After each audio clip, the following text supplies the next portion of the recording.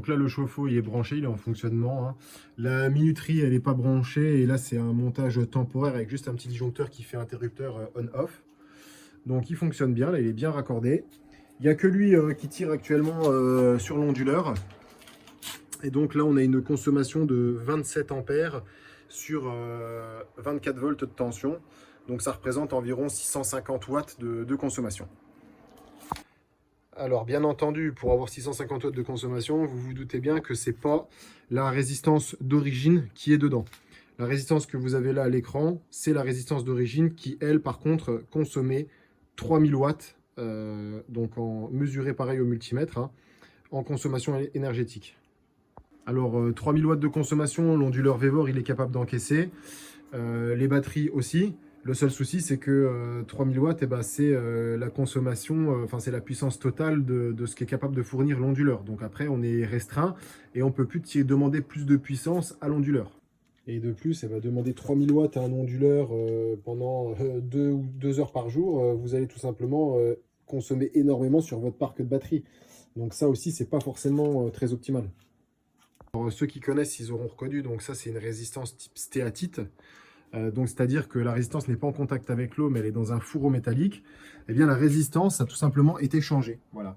J'ai mis dedans donc une résistance de 600 watts de puissance. Alors, quel avantage on va avoir? Une consommation bien moindre, donc on est capable de le faire fonctionner donc, sur un système solaire.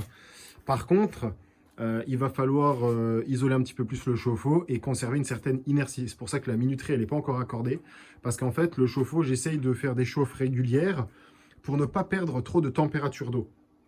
Comme la résistance est moins puissante, elle a moins d'efficacité sur un temps court. Il lui faut beaucoup plus de temps de chauffe. Donc, le principe, il est simple. On réisole le chauffe-eau comme ça a été fait avec un isolant multicouche et on essaye donc de lui faire des cycles de chauffe assez réguliers. Après qu'il y ait une douche qui a été prise plusieurs fois dans la journée pour vraiment maintenir l'eau en température et éviter de perdre trop d'inertie. Voilà.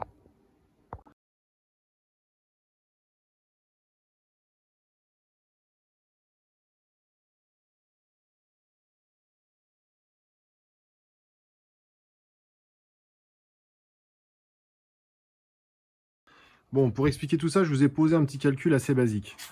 Le chauffe-eau tel qu'il est à l'heure actuelle, on va dire qu'il lui faut en moyenne 4 heures de chauffe par jour pour avoir une eau à 40-45 degrés à la douche. Donc, on a 600 watts de consommation multiplié par le temps, ce qui représente, donc 6 x 4, 24, donc 2400 watts par jour, soit une puissance consommée de 2,4 kW.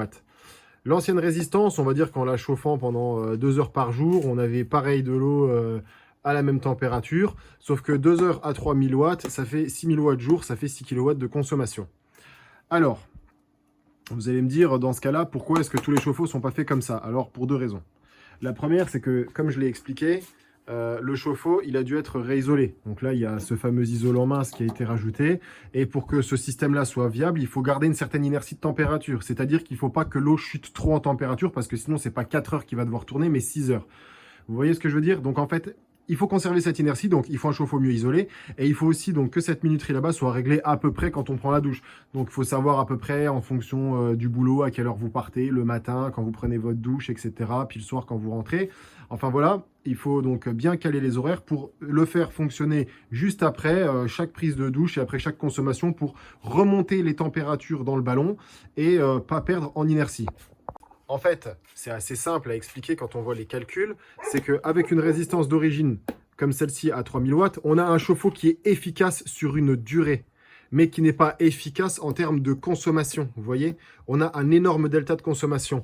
Avec le chauffe-eau modifié, on a un chauffe-eau qui est efficace d'un point de vue consommation, puisqu'il consomme très peu, donc c'est efficace en termes d'économie. Par contre, en termes de temps, il va falloir qu'il tourne plus longtemps et il faut que ces 4 heures-là soient bien réparties sur des bons moments de la journée. Vous voyez? Donc en fait, il ne faut pas confondre efficacité et économie.